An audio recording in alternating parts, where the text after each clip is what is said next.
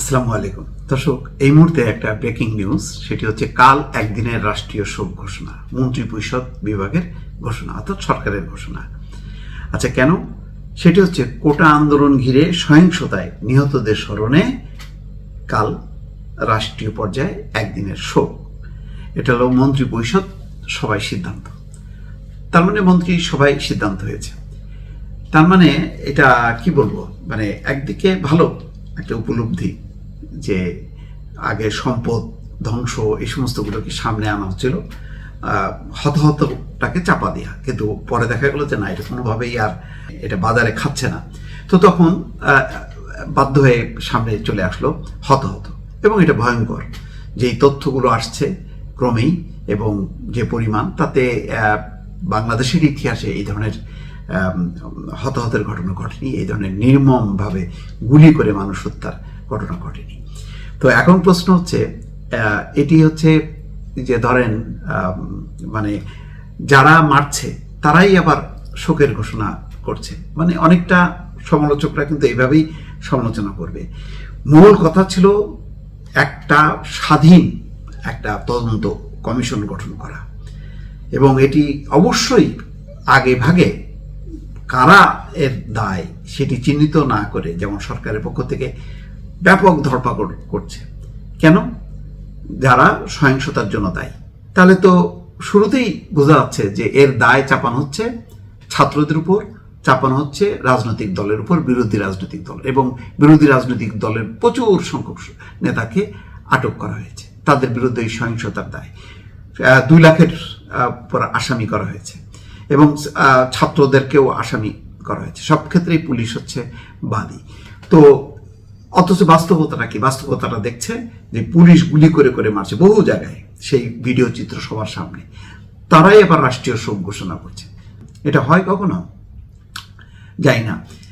বিরোধী দল বা ভিন্ন মতের যারা ভিকটিম, তারা কি বলছে?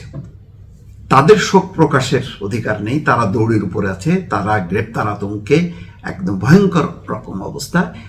6 জন মূল সমন্বয়ককে ডিবি হেফাজতে, আর সরকার হলো মানে শোক পালন করছে।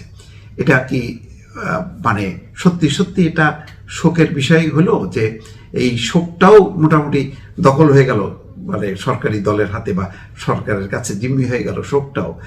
যে এই শোকটা যারা শোকাহত, যাদের ঘোষণা করার কথা, যাদের পালন করার কথা, তারা দৌড়ের উপর আছে, তারা শোক জানাতে পারছে না, তারা তাদের স্বজনদেরকে পর্যন্ত চিকিৎসা দিতে পারছে না, পালিয়ে পালিয়ে বেড়াচ্ছে।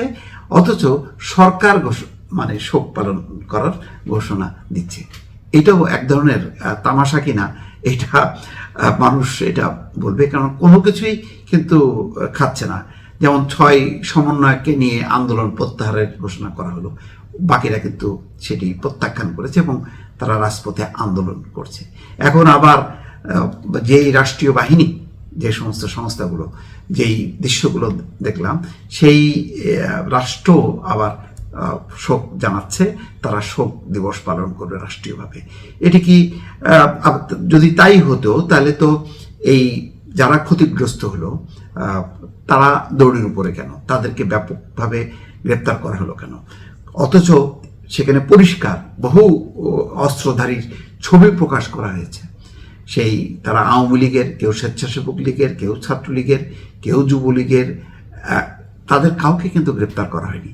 গ্রেপ্তার করা হচ্ছে তাদেরকে, যাদেরকে দায়ী করা হচ্ছে যে তারাই হচ্ছে এই ষড়যন্ত্র করেছে, নাশকতা করেছে এবং মৃত্যুর জন্য দায়ী। কিন্তু ভিডিও চিত্র বলছে উল্টো কথা। অথচ সেইভাবে বিষয়টি সামনে না এনে, অর্থাৎ পুরো বিরোধী দল, ছাত্র জনতার উপরে চাপিয়ে দিয়ে রাষ্ট্রীয় পর্যায়ে শোক দিবসের একটা ঘোষণা করা হলো। এটাও একটা জাতির সাথে তামাশা নাকি মস্কারা, এটা দর্শক আপনারা বিচার করবেন। ভালো থাকবেন। আল্লাহ হাফেজ।